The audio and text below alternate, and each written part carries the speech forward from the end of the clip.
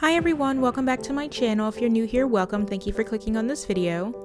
Don't forget to like and subscribe to my channel. I do post new videos every week. Continuing my journey in the Pisgah National Forest, I'm headed towards Skinny Dip Falls.